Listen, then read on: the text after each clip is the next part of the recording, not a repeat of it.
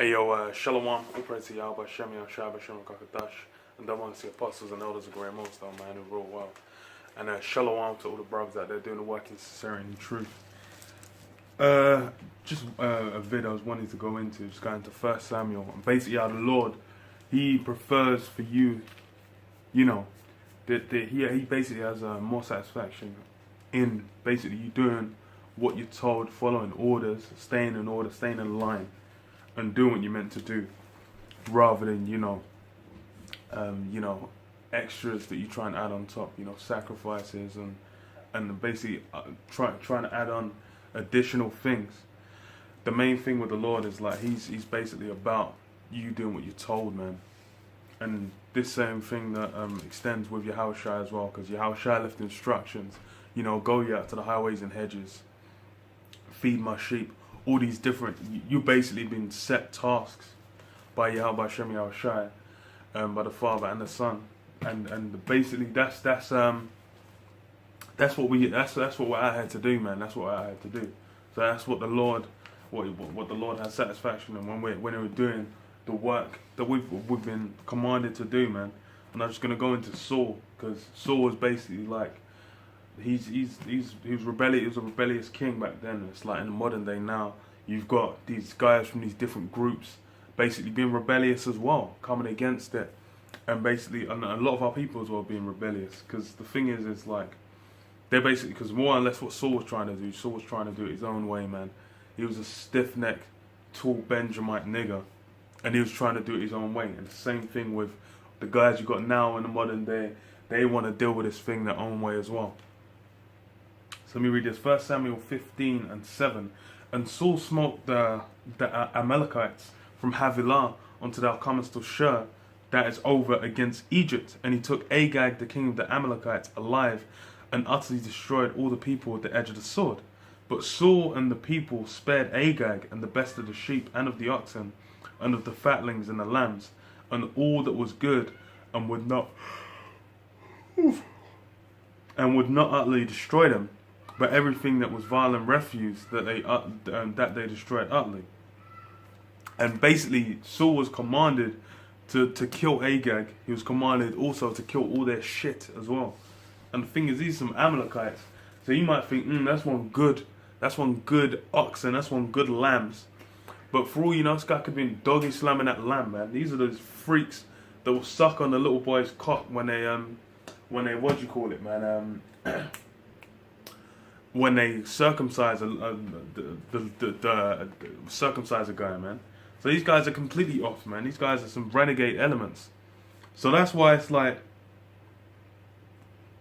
bro, that's basically just like, it's funny because in the modern day, it's like now, it's these so-called Jews, these Amalekites. They're the same guys that a lot of the guys that are seen by the world as the higher ups in the black community. The black community. Those guys are basically making deals with these guys, making deals with these Amalekites, man. So it's like Saul. He basically coveted some of their shit and took it rather than doing what he was told and just smashing it, man. And it's the same thing with this place, man. You got guys that are basically trying to, the thing is, we've been commanded to go out and prophesy the destruction of this place. This place is going to get roasted and toasted and flip-flopped and pancaked and absolutely smashed by missiles, man. That's what we're out there prophesying. That's what we're going to be talking about. We're talking about the methods, using the missiles, World War III, martial law, the RFID chip, which is the mark of the beast. Those are the things we're meant to be out there prophesying. But then you got guys that are basically trying to slip in like, okay, we're going to build up schools, cities, businesses, all these different kind of things, trying to make it some militaristic. We're going to learn how to shoot AR-15s, combat training. That's not what this thing's about at all, man. This thing is about going out and prophesying, man.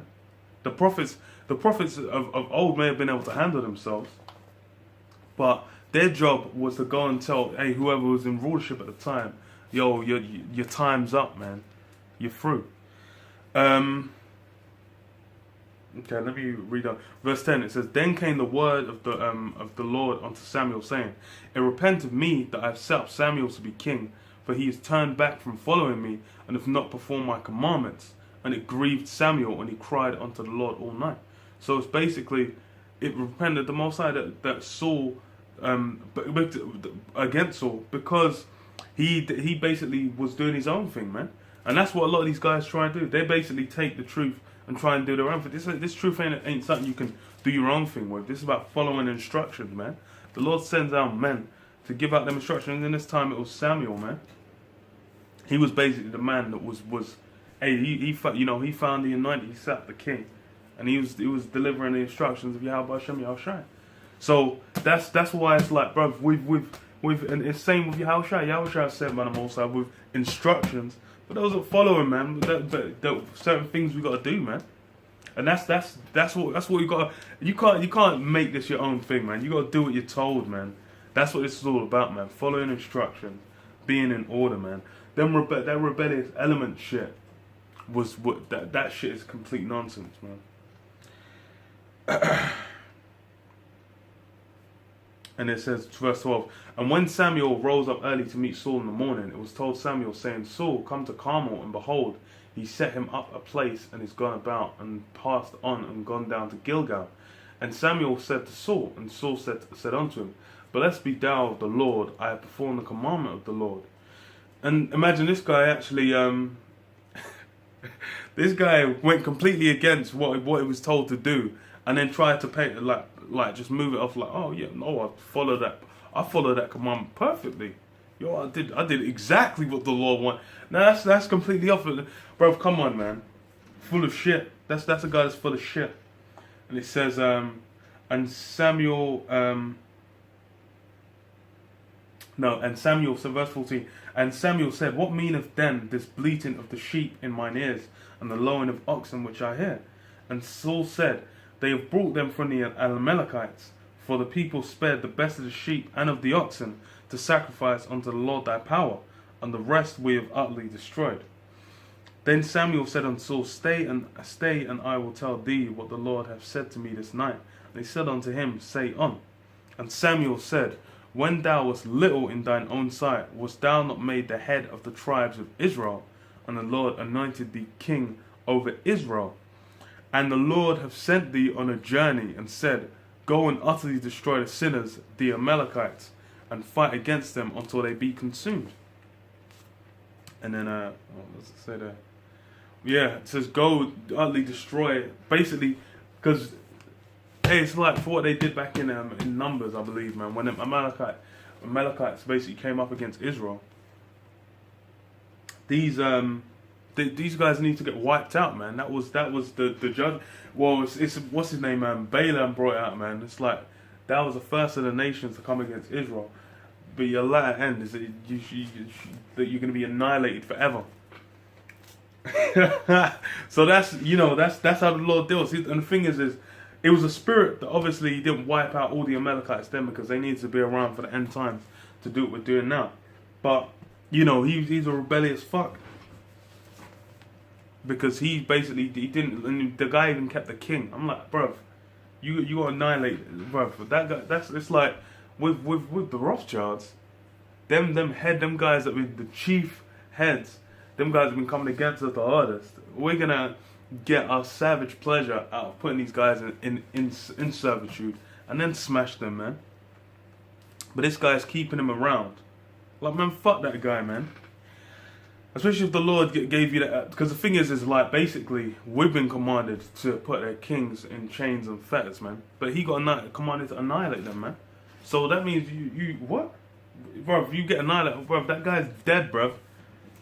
Violently and with extreme prejudice, man. And it says, what? Verse 18, and the Lord sent thee on a journey, and said, go and utterly destroy the sinners, the Amalekites, and fight against them until they be consumed. Wherefore then didst thou not obey the voice of the Lord,